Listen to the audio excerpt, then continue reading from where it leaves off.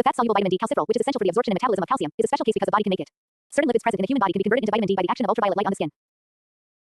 Thus, vitamin D must be obtained in the diet only by individuals with inadequate exposure to the sun, such as people who live in cold climates where clothing usually covers most of the body and where the sun may not shine for long periods of time.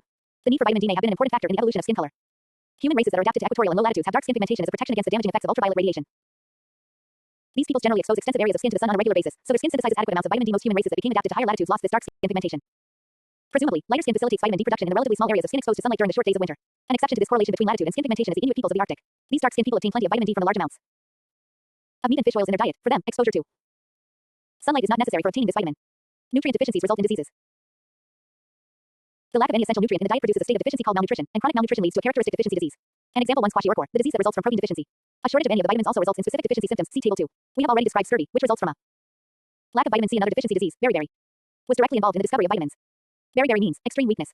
It became prevalent in Asia in the 19th century, after it became standard practice to mill rice to a high, white polish and discard the hulls that are present in brown rice. A critical observation was that birds, chickens and pigeons, developed beriberi-like symptoms when fed only polished rice. In 1912, Casimir Funk cured pigeons of beriberi by feeding them the discarded hulls. At the time of Funk's discovery, all diseases were thought to be either caused by microorganisms or inherited. Funk suggested the radical idea that beriberi and some other diseases are dietary in origin and result from deficiencies in specific substances. Funk coined the term vitamines because he mistakenly thought that all these substances were amines, compounds with amino groups vital for life. In 1926, vitamin B1, the substance lost in the rice milling process, was the first vitamin to be isolated in pure form. Deficiency diseases can also result from an inability to absorb or process an essential nutrient even if it is present in the diet. Vitamin B12, cobalamin, for example, is present in all foods of animal origin. Since plants neither use nor produce vitamin B12, a strictly vegetarian diet not supplemented by vitamin pills can lead to a B12 deficiency disease called pernicious anemia, characterized by a failure of red blood cells to mature. The most common cause of pernicious anemia, however, is not a lack of vitamin B12 in the diet, but an inability to absorb it. Normally, cells in the stomach lining secrete a peptide called intrinsic factor, which binds to vitamin B12 and makes it possible for it to be absorbed in the small intestine. Conditions that damage the stomach lining can therefore cause pernicious anemia. Inadequate mineral nutrition can also lead to deficiency diseases. Flodyne, for example, is a constituent of the hormone thyroxine, which is produced in the thyroid. 112 Institute for Advanced Studies, Jodhpur. Unit 7 System Physiology Animal gland. If there is insufficient iodine in the diet, the thyroid gland grows larger in an attempt to compensate for inadequate production of thyroxine. The swelling of the neck that results is called a goiter. The introduction of iodized table salt has greatly reduced the incidence of goiter in the United States. Adaptations for feeding.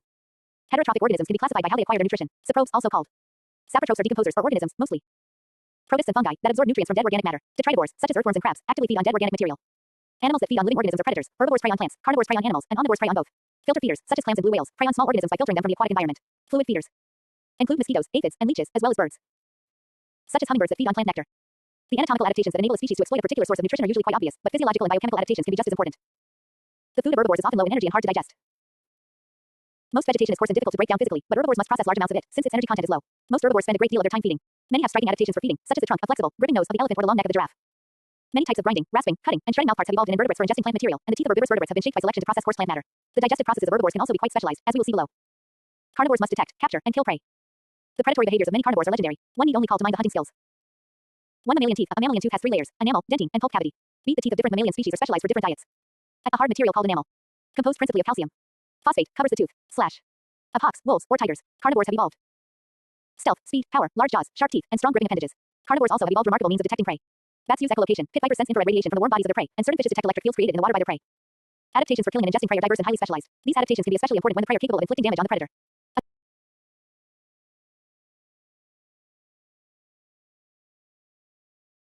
A snake may strike with poisonous fangs, using its venom to immobilize its prey before ingesting it. To swallow large prey, a snake disengages its lower jaw from its joint with the skull. The tentacles of jellyfishes, the long, sticky tongues of chameleons, and the webs of spiders are other fascinating examples of adaptations for capturing and immobilizing prey. Some predators digest prey externally. For example, a spider may inject its insect prey with digestive enzymes and then suck out the liquefied contents, leaving behind the empty exoskeletons frequently seen in old spider webs. Vertebrate species have distinctive teeth. Teeth are adapted for the acquisition and initial processing of specific types of foods. Because they are one of the hardest structures of the body, an animal's teeth remain in the environment long after it dies. Paleontologists use teeth to identify animals that lived in the distant past and to deduce what their feeding behavior might have been. All mammalian teeth have the same general structure, consisting of 3 layers: fibula, an extremely hard material called enamel, composed principally of calcium phosphate, covers the tooth. Both the crown and the root contain a layer of bony material called dentine, inside of which is a cavity containing blood vessels, nerves, and the cells that produce the dentine. The shapes and organization of mammalian teeth, however, can be very different, since they are adapted to specific diets. Figure 1b.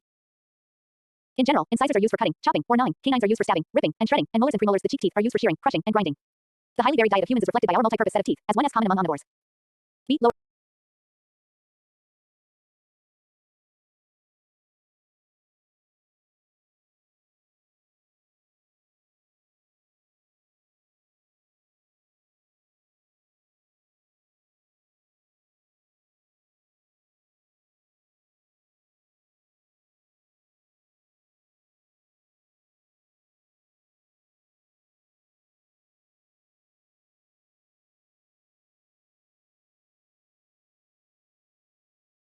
Unit 7 System Physiology Animal. Unit 7 System Physiology Animal. Digestion. Most animals digest supracellularly. That is, animals take food into a body cavity that is continuous with the outside environment, into which they secrete digestive enzymes. The enzymes act on the food, reducing it to nutrient molecules that can be absorbed by the cells lining the cavity. The simplest digestive systems are gastrovascular cavities, which connect to the outside world through a single lining. Cnidarians, for example, capture prey using their stinging nematocysts and cram it into their gastrovascular cavity with their tentacles. Enzymes in the gastrovascular cavity partly digest the prey.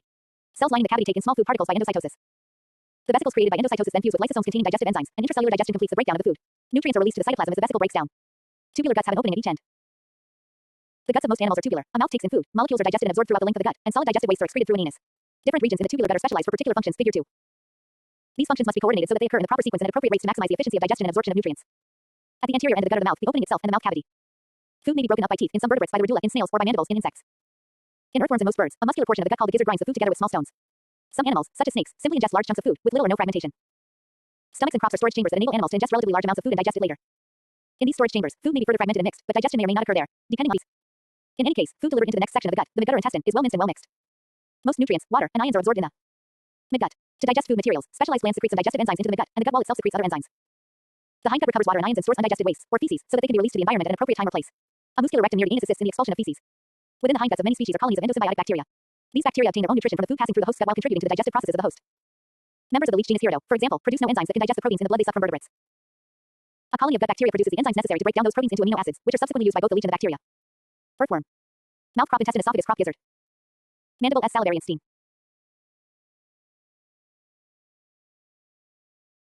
Two compartments for digestion and absorption. Most animals have tubular guts that begin with a mouth, which takes in food, and end in an anus, which eliminates wastes. Between these two structures are specialized regions for digestion and nutrient absorption. The structures in these regions vary from species to species. Some animals, including humans, rely on microorganisms in their guts to supply them with vitamins. In many animals, the parts of the gut that absorb nutrients have evolved extensive surface areas. Figure 3a, q, b. In vertebrates, the wall of the gut is richly folded, with the individual folds bearing legions of tiny finger-like projections called villi. Figure 3c. The cells that line the surfaces of the willi, in turn, have microscopic projections, called microvilli. The microvilli give the gut an enormous internal surface area for the absorption of nutrients. Digestive enzymes break down complex food molecules. Protein, carbohydrate, and fat macromolecules are broken down into their simplest monomeric units by hydrolytic enzymes. All of these enzymes cleave the chemical bonds of macromolecules through hydrolysis, a reaction that adds a water molecule. See figure 3.3b. Digestive enzymes are classified according to the substances they hydrolyze. Proteases break the bonds between adjacent amino acids in proteins. Carbohydrates hydrolyze carbohydrates. 114 Institute for Advanced Studies, Jodhpur. Unit 7 System Physiology Animal. Peptidases, peptides, lipases, fats, and nucleases, nucleic acids. The prefix is exo, outside, and endo within indicate where the enzyme cleaves the molecule. An endoprotease hydrolyzes a protein at an internal site along the polypeptide chain, and an exoprotease snips away amino acids at the ends of the molecule. How can an organism produce enzymes that hydrolyze biological macromolecules without digesting itself? Most digestive enzymes are produced in an inactive form, known as a zymogen, so that they cannot act on the cells that produce them. When secreted into the gut, zymogens are generally activated by another enzyme, as we will explain below. The lining of the gut is not digested because it is protected by a covering of mucus. I7 Earthworm by shark. Earthworms, Hadia T, and testing sharks have all the SE pi D-roll. Longitudinal infolding, T, ZGFL __, valve that increase.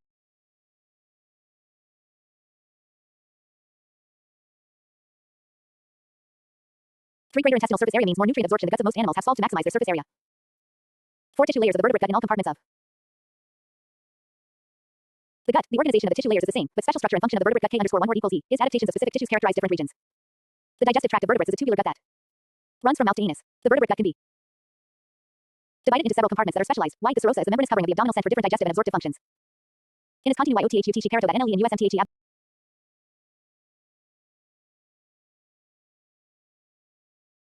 The cellular architecture of the vertebrate gut follows a common plan throughout its length. 4 major layers of different cell types form the wall of the gut. Figure 4. These layers differ somewhat from compartment to compartment, but they are always present. Starting in the nerves cavity, or lumen, of the gut, the first tissue layer is the mucosa mucosa. Mucosal cells have secretory and absorptive functions. Some secrete mucus, which lubricates and protects the walls of the gut. Others secrete digestive enzymes, and still others secrete hormones. Mucosal cells in the stomach secrete hydrochloric acid, HCl. In circular regions of the gut, nutrients are absorbed by muscle layer mucosal cells. The plasma membranes of these absorptive cells have many folds that increase their surface area.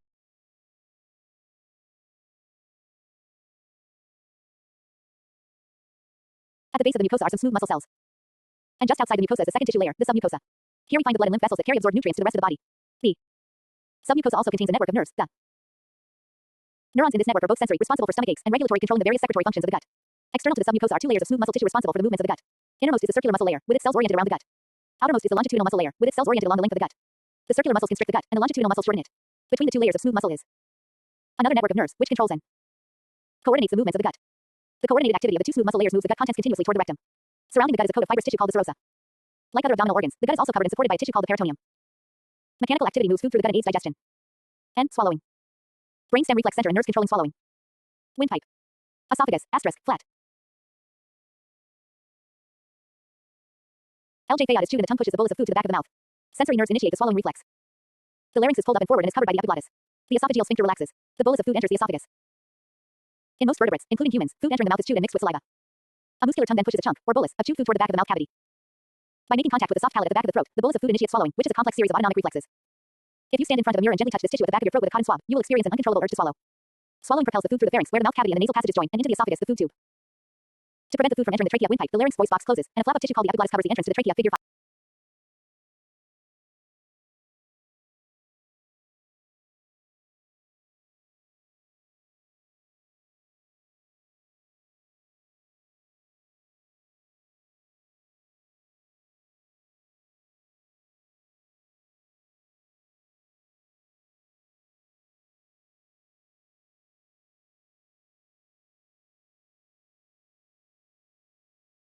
To prevent the food from entering the trachea windpipe, the larynx voice box closes, and a flap of tissue called the epiglottis covers the entrance to the trachea. Figure 5. Once the food is in the esophagus, a wave of smooth muscle contraction, called peristalsis, takes over and pushes it toward the stomach. The smooth muscle layers of the gut contract in response to being stretched. Swallowing a bolus of food stretches the upper end of the esophagus, and this stretching initiates a wave of contraction that moves progressively down the gut from the pharynx toward the anus. B. Peristalsis. Food bolus, underscore. Esophagus, underscore, underscore, underscore. Circular muscles, underscore, underscore, underscore, underscore. Contract. Previous bolus. Circular muscles relax. Longitudinal muscles. Contract. Pyloric. Sphincter. 5 peristaltic contractions propel the food to the stomach. 5 swallowing and peristalsis food push to the back of the mouth triggers the swallowing reflex. Once food enters the esophagus, peristalsis propels it through the gut. The movement of food from the stomach into the esophagus is normally prevented by the elar-esophageal sphincter, a thick ring of circular smooth muscle at the junction of the esophagus and the stomach. This sphincter is normally constricted, but waves of peristalsis cause it to relax enough to let food pass from the esophagus into the stomach. Sphincter muscles are found elsewhere in the digestive tract. The pyloric sphincter governs the passage of stomach contents into the intestine. Another important sphincter surrounds the anus. Chemical digestion begins in the mouth and the stomach. The enzyme amylase is secreted by the salivary glands and mixed with food as it is chewed. Amylase hydrolyzes the bonds between the glucose monomers that make up starch molecules. The action of amylase is what makes a chewed piece of bread or cracker taste slightly sweet if you hold it in your mouth long enough. Most vertebrates can rapidly consume a large volume of food, but digesting that food is a slower process. The stomach stores the consumed food until it can be digested. The secretions of the stomach kill microorganisms that are taken in with the food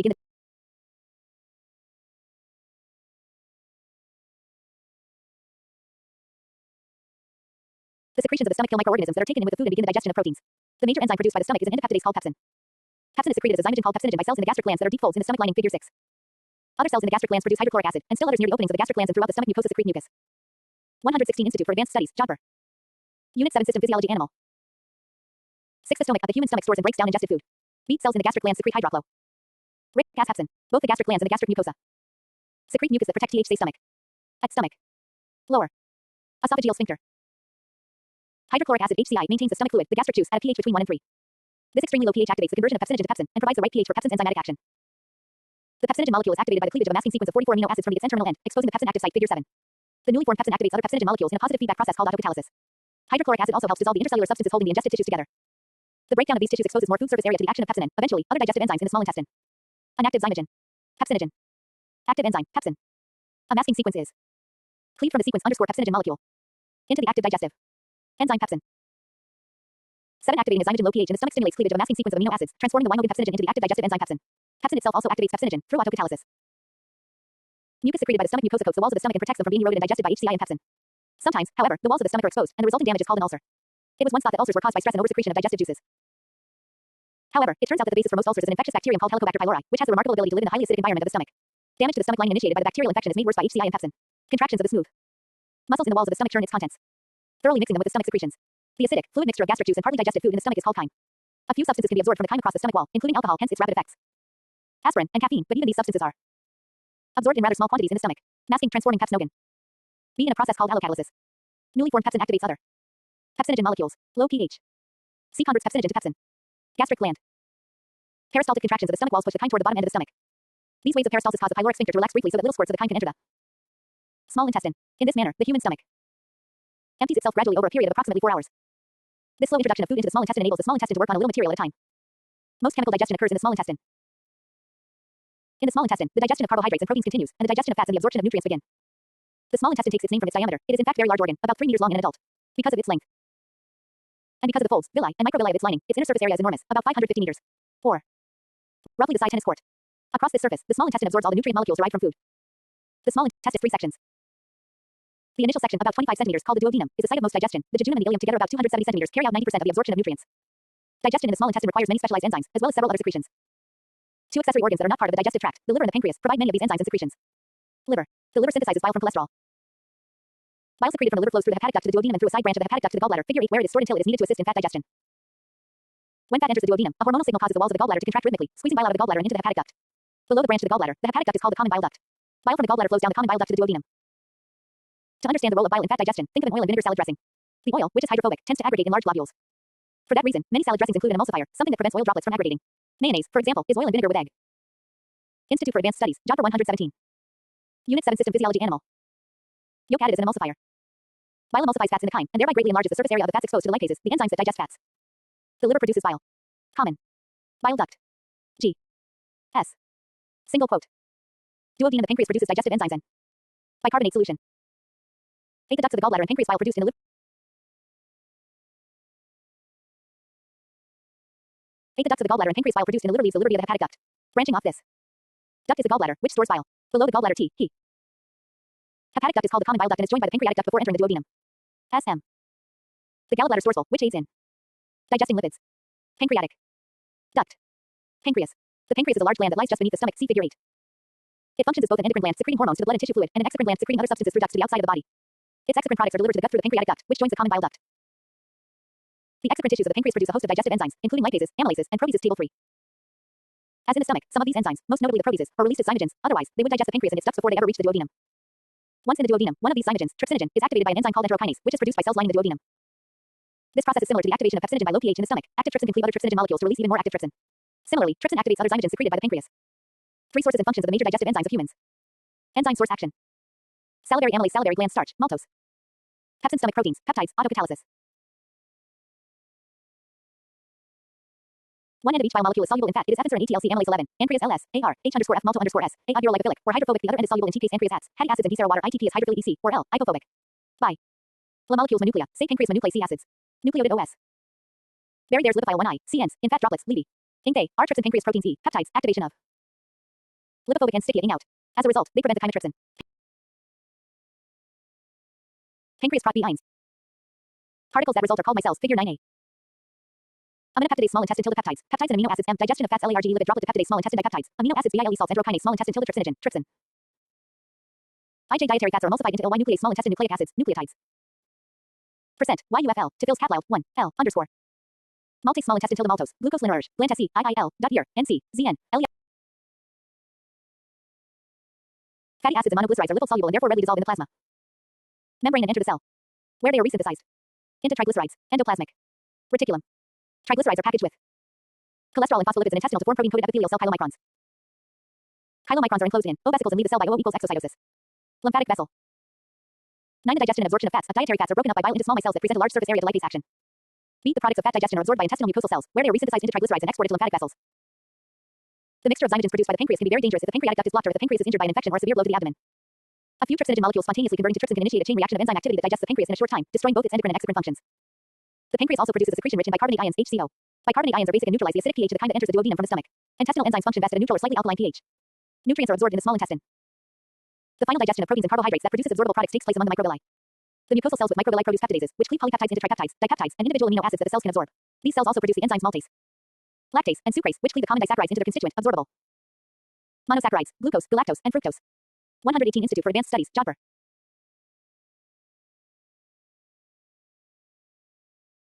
Unit 7 System Physiology Animal. Many humans stop producing the enzyme lactase around the age of 4 years and thereafter have difficulty digesting lactose, which is the sugar in milk. Lactose is a disaccharide and cannot be absorbed without being cleaved into its constituent monosaccharides, glucose and galactose. If a substantial amount of lactose remains unabsorbed and passes into the large intestine, its metabolism by bacteria in the large intestine causes abdominal cramps, gas, and diarrhea. The role of sodium. The mechanisms by which cells lining the intestine absorb nutrient molecules and inorganic ions are diverse and not completely understood. Many inorganic ions are actively transported by these cells. Transport proteins exist for sodium, calcium, and iron. Transporter proteins also exist for certain classes of amino acids and for glucose and galactose, but their activity once much reduced if active sodium transport is blocked.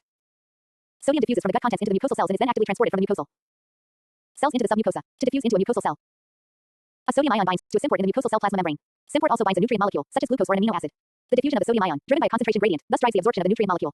This mechanism is called sodium cotransport. Fat absorption. The absorption of the products of fat digestion does not involve transporter proteins. See figure 9b. Pancreatic lipases break down fats into diglycerides, monoglycerides, and fatty acids, all of which are lipid soluble and thus able to pass through the plasma membranes of microvilli and diffuse into the intestinal mucosal cells. Once in the cells, the fatty acids and monoglycerides are resynthesized into triglycerides, combined with cholesterol and phospholipids, and coated with protein to form water-soluble chylomicrons, which are little particles of fat. Rather than entering the blood directly, the chylomicrons pass into the lymphatic vessels in the submucosa. They then flow through the lymphatic system and enter the bloodstream through the thoracic ducts at the base of the neck. After a meal rich in fats, the chylomicrons can be so abundant in the blood that they give it a milky appearance. The bile that emulsifies the fats is not absorbed along with the monoglycerides and the fatty acids, but shuttles back and forth between the gut contents and the microvilli. In the ileum, bile is actively resorbed and returned to the liver via the bloodstream. As noted earlier, bile is synthesized in the liver from cholesterol. Cholesterol comes from food, but it is also synthesized by liver cells and intestinal cells.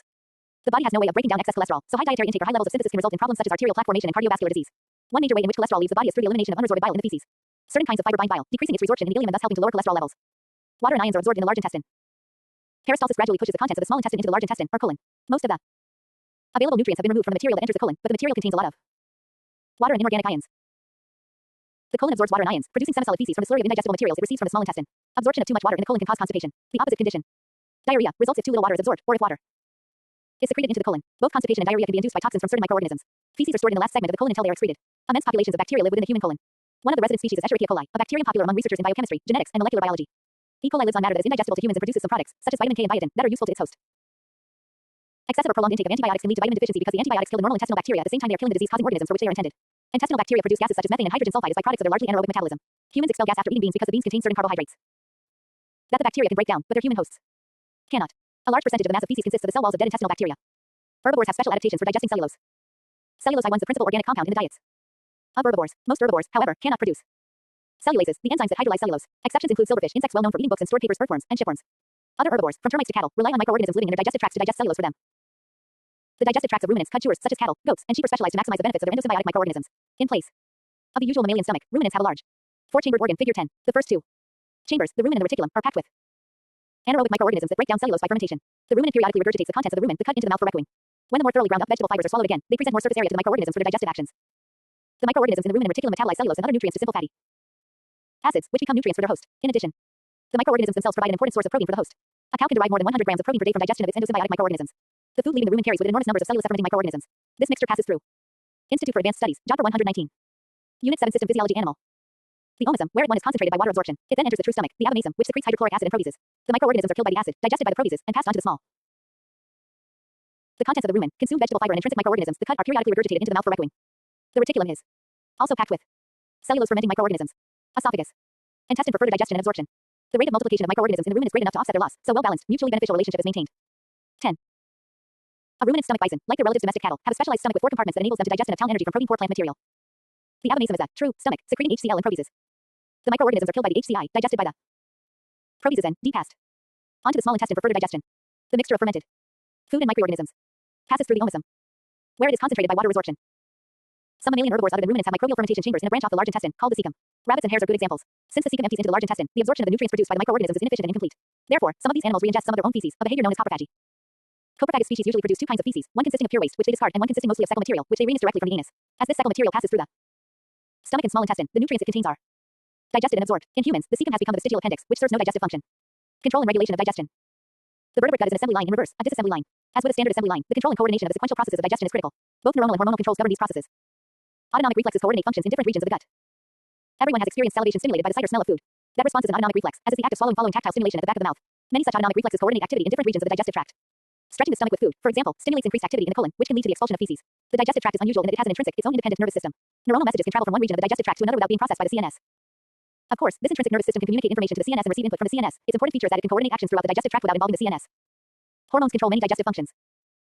Several hormones control the activities of the digestive tract and its accessory organs. Figure 11. The first hormone ever discovered came from the duodenum. It was called secretin because it caused the pancreas to secrete digestive juices. We now know that secretin is one of several hormones that control pancreatic secretion. Specifically, secretin stimulates the pancreas to secrete a solution rich in bicarbonate ions. In response to 120 Institute for Advanced Studies, Jodhpur. Unit 7 System Physiology Animal. The presence of fats and proteins in the chyme, the mucosa of the small intestine secretes cholecystokinin, a hormone that stimulates the gallbladder to release bile and the pancreas to release digestive enzymes. Cholecystokinin and secretin also slow the movements of the stomach, which slows the delivery of chyme into the small intestine. The stomach secretes a hormone called gastrin into the blood. Cells in the lower region of the stomach release gastrin when they are stimulated by the presence of food. Gastrin circulates in the blood until it reaches cells in the upper areas of the stomach wall, where it stimulates the secretions and movements of the stomach. Gastrin release is inhibited when the stomach contents become too acidic. Another example of negative feedback. Control and regulation of fuel metabolism. Most animals do not eat continuously.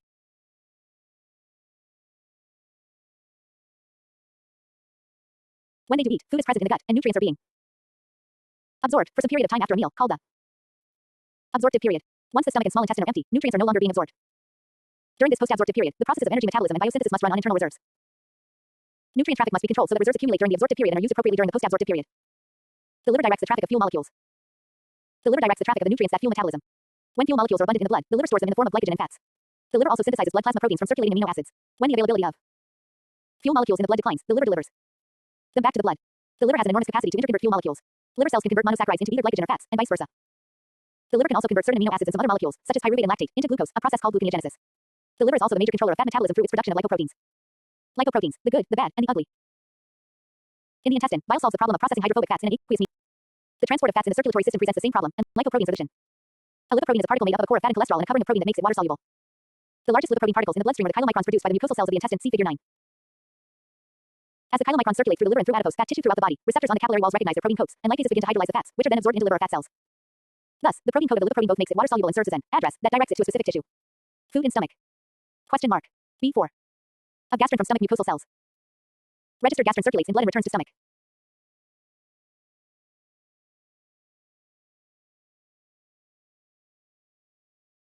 Release of cholecystokinin secreted by intestinal mucosa, release of bile, release of digestive, release of bicarbonate from gallbladder. Enzymes from solution from pancreas, bile emulsify fats. Pancreas neutralizes acid digestion of food. 11 hormones control digestion. Several hormones are involved in feedback loops that control the sequential processing of food in the digestive tract. Lipoproteins other than chylomicrons are synthesized in the liver. These lipoproteins can be classified according to their density. Fat has a low density. It floats in water, so the more fat a lipoprotein contains, the lower its density. High density lipoproteins, HDL, serve as acceptors of cholesterol. They consist of about 25% cholesterol. They are believed to remove cholesterol from tissues and carry it to the liver, where it can be used to synthesize bile. Low density lipoproteins, LDL, consist of about 50 to 60% cholesterol, which they transport to tissues around the body for use in biosynthesis and for storage. Very low density lipoproteins, VLDL, contain mostly triglyceride fats, which they transport to fat cells in tissues around the body. Because of their different functions in cholesterol regulation, LDL is sometimes called bad cholesterol and HDL, good cholesterol, designations that are somewhat controversial. However, we do know that a high ratio of LDL to HDL in a person's blood is a risk factor for atherosclerotic heart disease. Cigarette smoking lowers HDL levels, and regular exercise increases them. Institute for Advanced Studies, Jodhpur 121. Unit 7 System Physiology Animal.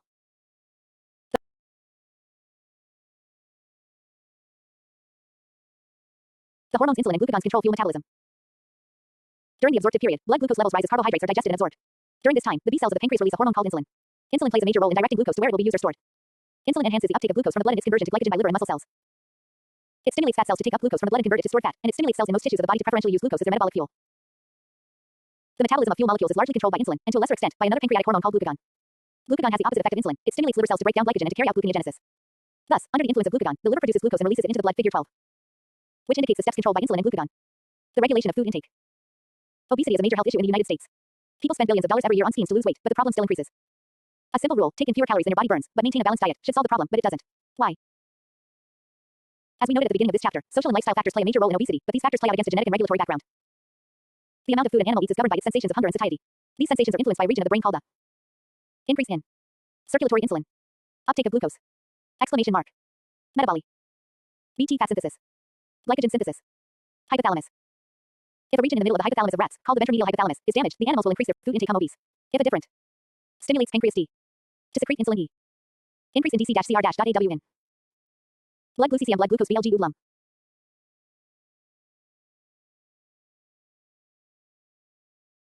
During the post-absorptive period, when blood glucose levels fall and the release of insulin decreases, the uptake of glucose by most cells is curtailed. In fact, the liver breaks down glycogen to supply glucose to the blood. The liver and the adipose tissue supply fatty acids to the blood, and most of the cells of the body preferentially use fatty acids as their metabolic fuel. One tissue that does not switch fuel sources during the post-absorptive period is the nervous system. The cells of the nervous system require a constant supply of glucose, and they do not require the action of insulin to enable them to take up glucose from the blood. The nervous system can use other fuels only to a very limited extent. The overall dependence of neuronal tissue on glucose is the reason it is so important for other cells of the body to shift to fat metabolism during the post-absorptive period. This shift preserves the available glucose and glycogen stores for the nervous system for as long as possible. The traffic of fuel molecules during the absorptive and post-absorptive periods is summarized in figure 13. Region of the hypothalamus, called the lateral hypothalamus, is damaged. Rats will decrease their food intake and become thin. In both cases, the rats eventually reach a new equilibrium body weight, which they maintain. Thus, regulation is maintained, but the set point has been changed. Other brain regions have also been implicated in control of hunger and satiety. We learned that regulation involves feedback information and a means of comparing that information with a set point. There is some evidence that cells in the hypothalamus and in the liver are sensitive to the levels of glucose and insulin in the blood, with high levels stimulating satiety and low levels stimulating hunger. There is even stronger evidence, however, that signals from fat metabolism influence hunger and satiety. A single gene mutation in mice, when present in the homozygous condition, results in mice that eat enormous amounts of food and become obese. Using genetics terms, these mice are called O mice, due to their double dose of the recessive, obese, allele. The wild-type O allele codes for a protein that has been named leptin, from the Greek leptos, thin. When leptin was injected into O mice, they ate less of body fat. Leptin once produced by fat cells and circulates in the blood. Receptors for leptin are found in the regions of the hypothalamus that are involved in control of hunger and satiety. It seems that leptin provides feedback information about the status of the body fat reserves to the brain. Could leptin be used to reduce human obesity? A very few obese people do not produce the hormone leptin, and injections of leptin can curb their appetites and enable them to lose body mass. Most obese people, however, have higher than normal circulating leptin. It is likely that they have leptin receptors with reduced sensitivity. Understanding the actions of leptin in normal and obese individuals might provide a partial answer as to why some individuals find it easier than others to avoid excessive food intake and increases in body fat. 13 Fuel molecule traffic during the absorptive and post-absorptive periods. Insulin promotes glucose uptake by liver, muscle, and fat cells during the absorptive period. During the post-absorptive period, the lack of insulin blocks glucose uptake by these same tissues and promotes fat and glycogen breakdown to supply metabolic fuel. 7 Fuel traffic during the absorptive period. Protein synthesis energy plus glycogen triglyceride I1 muscle adipose tissue triglyceride glucose Y. LDL. Circulating Additional feedback signals are most certainly involved in the regulation of food intake. The most recent one to be discovered is a hormone called ghrelin, which is produced and secreted by cells in the stomach. Normally, ghrelin levels rise before a meal and fall after a meal. Fasting causes an increase in ghrelin levels. Ghrelin binding to its receptors in the hypothalamus stimulates appetite. Ghrelin also stimulates cells in the pituitary gland to release growth hormone.